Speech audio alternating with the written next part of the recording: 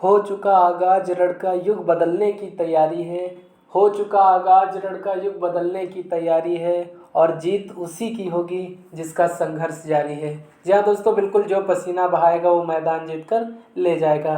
जय हिंद, वंदे मातरम। आप सभी लोगों का स्वागत करता हूँ मैं दिव्य रघुवंशी आज की इस वीडियो में। दोस्तों, आज हम जानने वाले हैं उत्तर प्रदेश पुलिस आरक्षी भर्ती परीक्षा से संबंधित कुछ महत्वपूर्ण प्रश्नों के बारे में। इससे पहले आपसे एक छोटा सा निवेदन है कि अगर आप हमारे चैनल पर नए हैं तो चैनल को सब्सक्राइब कर लीजिए, वीडियो को शेयर कर दीजिए। हम प्रतिदिन आपके लिए 2 वीडियो जीएस और हिंदी से संबंधित लेकर आते हैं जो कि आपकी परीक्षा के लिए अत्यंत महत्वपूर्ण होते हैं। तो आइए समय को व्यर्थ किए बिना आज की क्लास को शुरू करते हैं। तो आज का हमारा पहला प्रश्न है कि मानव खाद्य पदार्थों का उत्पादक एवं उपभोक्ता कब बना। अगर मानव की बात करें कि मानव जो है ये खाद्य पदार्थों का उत्पादक एवं उपभोक्ता कब बना, मध्य पाषाण काल में, ताम्र पाषाण काल में, नव पाषाण काल में, या इनमें से कोई नहीं। तो इसका सही उत्तर जो हो जाएगा साथियों वो नियोलिथिक एज, मतलब नव पाषाण काल में जो है ये मानव खाद्य पदार्थों का उत्पादक एवं उपभोक्ता बन गया था। महत्वपूर्ण प्रश्न साथियों, प्रीवियस ईयर में पूछा गया है। अगला और दूसरा नंबर प्रश्न है कि निम्न में से कौन पुरातत्वविद हड़प्पा के उत्खनन से संबंधित है। निम्नलिखित में से कौन से पुरातत्वविद हैं जो कि हड़प्पा की खुदाई या उत्खनन से संबंधित है।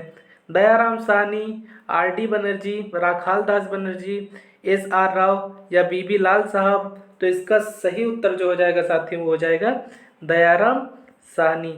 दयाराम साहनी जो थे इन्होंने सर्वप्रथम हड़प्पा सभ्यता की खोज की और उसके उत्खनन का कार्य इन्होंने प्रारंभ किया। अगला और तीसरा नंबर महत्वपूर्ण प्रश्न है कि ऋग्वेद का 9वां मंडल निम्न में से किस एक को ही समर्पित सूक्त का संग्रह है। ऋग्वेद का जो 9वां मंडल है, ऋग्वेद में जो 9वां मंडल है, ऋग्वेद को सबसे प्राचीन वेद माना जाता है। चारों वेदों में वेद 4 होते हैं, ऋग्वेद, यजुर्वेद, सामवेद और अथर्ववेद। अथर्ववेद को सबसे नवीनतम वेद माना जाता है जबकि ऋग्वेद जो है ये सबसे प्राचीन वेद माना जाता है। तो इसमें पूछा गया है कि ऋग्वेद का जो 9वां मंडल है यह निम्न में से किस एक को ही समर्पित सूक्त का संग्रह है। मतलब ऋग्वेद का जो 9वां मंडल है किसको समर्पित किया गया है।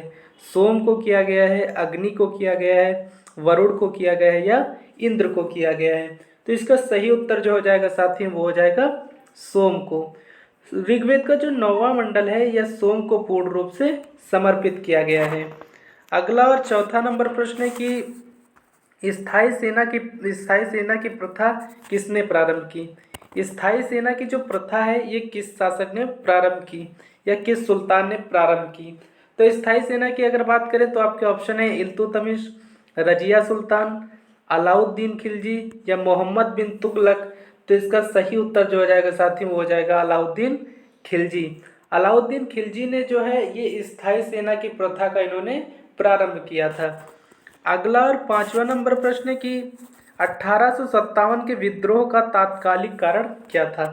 1857 में जो विद्रोह हुआ वो उसका प्रमुख कारण क्या था। हालांकि 1857 का विद्रोह कहना इसको गलत होगा, यह स्वतंत्रता के लिए लड़ी गई भारतीयों द्वारा पहली लड़ाई थी। इसे विद्रोह नाम से संबोधित करना गलत होगा, परंतु ज़्यादातर जो इतिहासकार हैं वो इसे विद्रोह के नाम से ही संबोधित करते हैं। तो 1857 का जो स्वतंत्रता संग्राम था इसके तात्कालिक कारण क्या थे।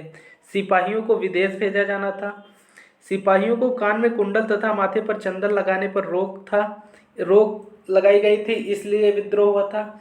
सिपाहियों को भत्ता नहीं दिया जा रहा था इसलिए विद्रोह हुआ था, या सिपाहियों द्वारा चर्बी युक्त कारतूस का प्रयोग ना किए जाने के लिए इसका विद्रोह किया जा रहा था।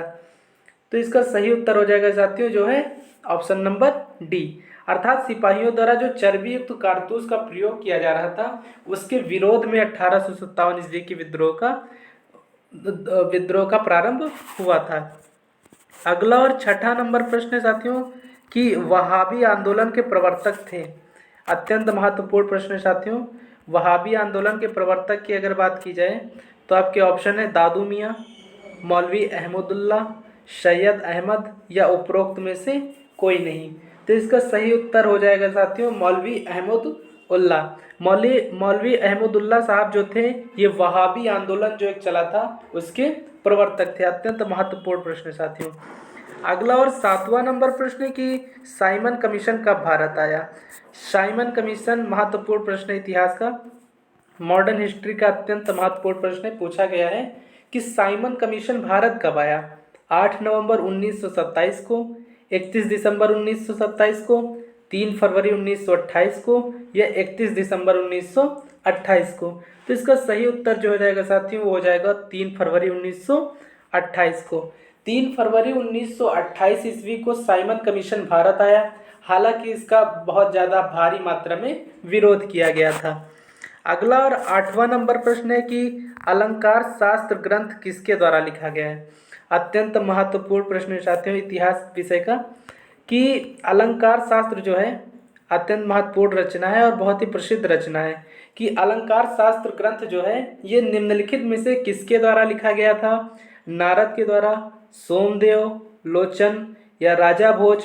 तो इसका सही उत्तर जो हो जाएगा साथियों ऑप्शन नंबर डी, राजा भोज जो थे इनके द्वारा जो है अलंकार शास्त्र ग्रंथ की रचना की गई थी।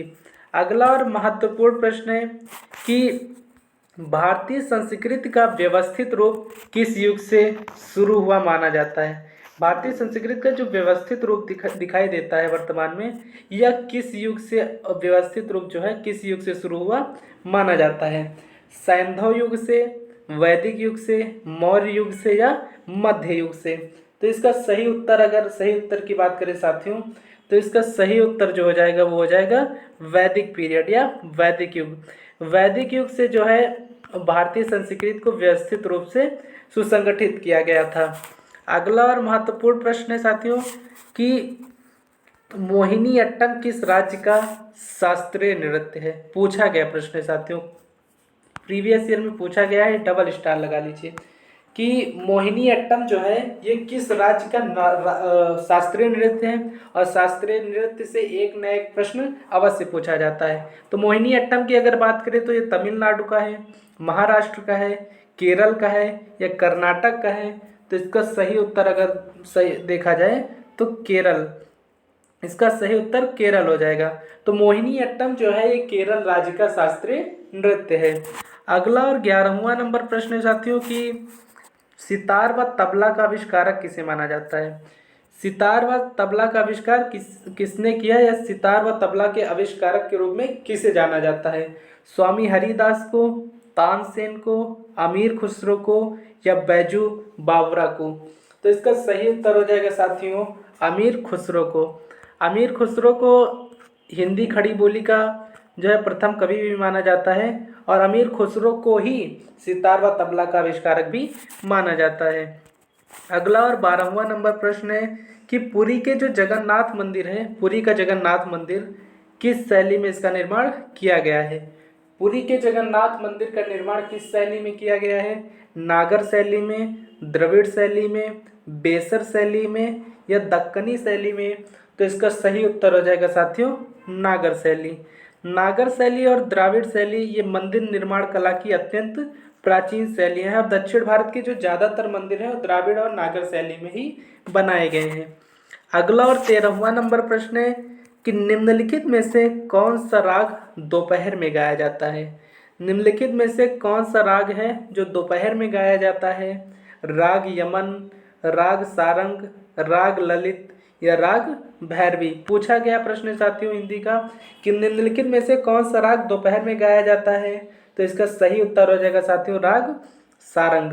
राग सारंग जो है ये दोपहर में गाया जाने वाला राग है। अगला और 14वां नंबर प्रश्न है कि किस गति के कारण पृथ्वी पर ऋतुएं होती हैं। पृथ्वी पर ऋतुएं जो होती हैं इनका प्रमुख कारण क्या है या ये किस गति के कारण जो है पृथ्वी पर ऋतुएं उपस्थित होती हैं। घूर्णन गति के कारण, परिक्रमण के कारण, भ्रमण के कारण या ये सभी इसका कारण होता है। तो इसका सही उत्तर जो हो जाएगा साथियों ये हो जाएगा परिक्रमण। परिक्रमण के कारण जो है पृथ्वी पर जो है ऋतुओं का आगमन होता है या पृथ्वी पर ऋतुओं का कारण जो है ये पृथ्वी का परिक्रमण है। अगला और 15वां नंबर प्रश्न है साथियों कि विश्व का सबसे छोटा महादेश है या विश्व का सबसे छोटा महाद्वीप कौन सा है? अंटार्कटिका, दक्षिणी अमेरिका, उत्तरी अमेरिका या ऑस्ट्रेलिया। तो इसका सही उत्तर हो जाएगा साथियों ऑस्ट्रेलिया। ऑस्ट्रेलिया जो है ये विश्व का सबसे छोटा महादेश या सबसे छोटा महाद्वीप माना जाता है। अगला और 16वां नंबर प्रश्न है कि पाक जलसंधि किसको जोड़ती है? पॉलिटी का अत्यंत महत्वपूर्ण प्रश्न है, प्रीवियस ईयर में भी पूछा जा चुका है कि पाक जलसंधि जो है, पाक स्ट्रेट जो है, निम्नलिखित में से किस किस को जोड़ती है? अंडमान सागर एवं चीन सागर को जोड़ती है, हिंद सागर एवं जावा सागर को जोड़ती है, मन्नार और बंगाल की खाड़ी को जोड़ती है, कच्छ और खंबात की खाड़ी को जोड़ती है। तो इसका सही उत्तर जो हो जाएगा साथियों वो हो जाएगा मन्नार एवं बंगाल की खाड़ी। तो जो पाक जल संधि है ये मन्नार एवं बंगाल की खाड़ी को आपस में जोड़ती है। अगला और 17वां नंबर प्रश्न है साथियों कि भारत का प्रामाणिक समय मापा जाता है। भारत को जो प्रामाणिक समय है ये प्रामाणिक होता है।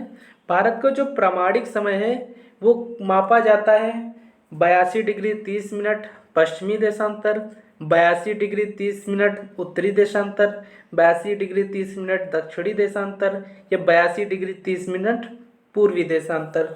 तो भारतीय मानक समय जो है प्रामाणिक समय है जो मापा जाता है वो 82 डिग्री 30 मिनट पूर्वी देशांतर पर मापा जाता है। महत्वपूर्ण प्रश्न है साथियों। अगला और 18वां नंबर प्रश्न है कि सुंदरवन का डेल्टा कौन सी नदी बनाती है? निम्नलिखित में से कौन सी नदी सुंदरवन के डेल्टा का निर्माण करती है? गंगा नदी, ब्रह्मपुत्र नदी, महानदी या ए बी दोनों। तो गंगा और ब्रह्मपुत्र की अगर बात करें तो गंगा सबसे बड़ी नदी, सबसे लंबी नदी है और ब्रह्मपुत्र जो है सबसे बड़ी नदी है। तो सुंदरवन डेल्टा का निर्माण जो है अगर इसकी बात करें तो सुंदरवन डेल्टा का निर्माण जो है ये ब्रह्मपुत्र और महानदी इन दोनों के संयुक्त योग से जो है वो इसका सुंदरवन डेल्टा का निर्माण होता है। तो इसका सही उत्तर हो जाएगा साथियों ब्रह्मपुत्र एवं Mahanadi, option number D A एवं बी दोनों। अगला और 19 नंबर प्रश्न है कि स्वांगला कहाँ की जनजाति है? स्वांगला एक जनजाति है जो कि पूछा गया है कहाँ की जनजाति है? हिमाचल प्रदेश की है, पंजाब की है, कर्नाटक की है या आंध्र प्रदेश की है? तो इसका सही उत्तर हो जाएगा साथियों पंजाब। स्वांगला जो है पंजाब की जनजाति है और वर्तमान में पंजाब के मुख्यमंत्री भगवंत मान हैं जो कि आम आदमी पार्टी से हैं। अगला और अंतिम नंबर प्रश्न है कि भारतीय संविधान किस दिन से पूर्णतः लागू हुआ था? अगर भारतीय संविधान की बात करें तो भारतीय संविधान जो है 26 नवंबर 1949 को बनकर पूर्ण रूप से तैयार किया गया था, अंगीकृत कर लिया गया था संविधान सभा द्वारा। और इसमें पूछा गया कि संविधान जो है भारतीय वो किस दिन से पूर्ण रूप से लागू हुआ था? 26 नवंबर 1950, 26 नवंबर 1949, 26 अगस्त 1950 या 26 जनवरी 1950। तो इसका सही उत्तर हो जाएगा साथियों 26 जनवरी 1950। 26 जनवरी 1950 से हमारा जो है भारत का संविधान वो पूर्ण रूप से लागू हुआ था और इसी दिन जो है गणतंत्र दिवस मनाया जाता है। आज की इस वीडियो में फ़िलहाल इतना ही। मिलेंगे कल एक नई वीडियो के साथ, तब तक के लिए जय हिंद जय भारत।